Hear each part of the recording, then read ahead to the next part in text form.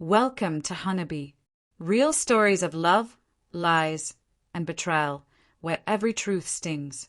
My name's Theo, and I've always been the kind of man who thrives in solitude. I'm a writer, and my craft requires endless hours alone, which suits me perfectly. Writing is my sanctuary, the one space where the world feels structured and clear.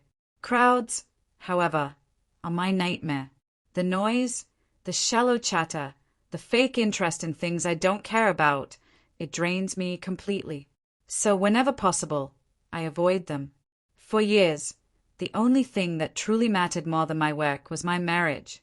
Notice I said was my wife, Lucy, and I had been together for a long time. But somewhere along the way, our marriage stopped being real. We didn't fight much, but we barely talked either. We simply coexisted under one roof, with a silence that grew heavier each year. The love we once shared had evaporated, leaving only emptiness between us. Lucy was nothing like me. Outgoing, ambitious, always in the spotlight. She thrived in her high-pressure consulting job that demanded late nights, endless travel, and constant networking.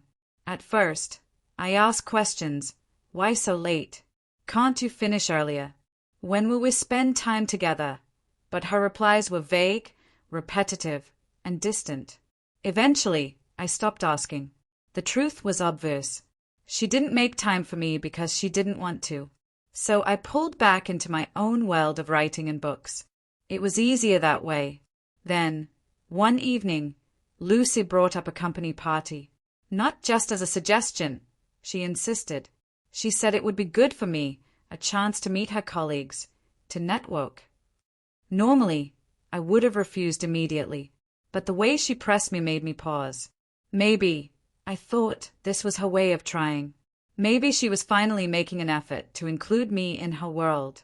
Against my instincts, I said yes. If there was even the faintest chance this could repair what was broken between us, I was willing to endure a night of fake smiles and shallow conversations. I didn't know then that saying yes to that party would end everything. When we arrived, we looked like the picture-perfect couple. Lucy wore a sleek, form-fitting dress that drew every eye in the room. I dressed in a tailored suit, though impressing anyone meant nothing to me. The event was exactly what I expected. Grand, polished, filled with executives discussing mergers and market strategies over overpriced wine. Lucy immediately began introducing me to her colleagues. Their reactions were almost identical. Polite smiles, curiosity, and that familiar line, "So, you're Theo. We've heard so much about you." I shook hands, exchanged pleasantries, and realized my presence was more of a novelty than anything else. Some tried to engage me in conversations about my books or writing. To my surprise, I found myself talking more than I expected. The drinks weren't bad. The conversations weren't unbearable. For the first time in a long while, Lucy seemed to acknowledge me in her world. It wouldn't fix our marriage, but I allowed myself to hope it could be a start. Then the music changed, the lights dimmed, and couples drifted to the dance floor. That's when I saw him, a man walking straight toward us. He ignored me completely, his eyes locked on Lucy. "Shall we?" he asked, extending his hand as if her agreement was guaranteed. I expected Lucy to laugh it off, to decline, to stay by my side. But instead, she smiled, ready to accept. Before she could move, I gripped her wrist firmly and spoke in a low, steady voice. "You're not going anywhere."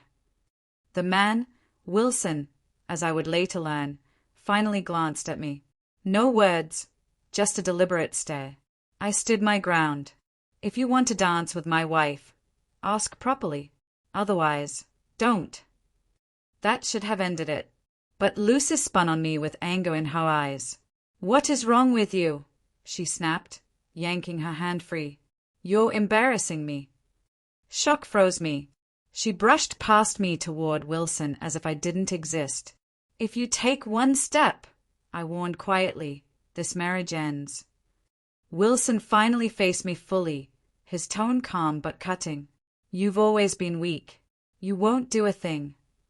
Then, without breaking eye contact, he took Lucy's hand and walked away. and she went with him. Humiliation burned through me, but I refused to give him the satisfaction of a scene. I left the party alone. When Lucy came home later, I was still awake. I expected lies or excuses. Instead, she launched into anger. "You embarrassed me," she said coldly. "You abandoned me at my own event." In her mind, she was the victim. That was the moment I knew she didn't respect me. And without respect, a marriage is already dead. I didn't argue. I had something else to handle.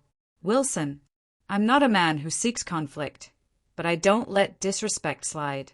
Wilson thought I'd roll over. That was his mistake. The next morning, I hired a private investigator. My instructions were simple: find everything. Where he lives, who he talks to, his secrets, his habits, everything. Weeks later, the report arrived. Wilson was married with 2 kids. His wife looked blissfully unaware of who he really was. But there was more. Complaints at work from women about harassment, quietly buried or dismissed. And then the proof I was waiting for: photos and videos of his affairs, different women, different places. Among them, Lucy. It stung, but I didn't let the pain dictate my actions. Now I had leverage. My first strike was personal. His wife deserved the truth. I placed the evidence on a USB drive with a note: "You deserve better." It was delivered to her doorstep. Then came the professional strike. Anonymous reports to HR detailing his misconduct, his affairs, his abuse of power. I sent them from multiple accounts, making it appear like a chorus of voices demanding action. The company had no choice but to investigate. A month later, Wilson was fired. Lucy was suspended. The night she came home, she looked drained. "Rough day?" I asked calmly. "You have no idea," she muttered. "I might," I replied. "Wilson's gone. And you're suspended, aren't you?" She tried to brush it off, but I placed a folder of evidence on the table. Her face went pale. Then came the tears. "You destroyed me, Theo. Was that your goal?" I didn't bother answering. I'd already decided. The divorce papers will be ready soon. If you don't like it, take it to court. I walked away, leaving her with the wreckage of her choices. Now that it's over, here's what I've learned. 1. Disrespect is the first step to betrayal.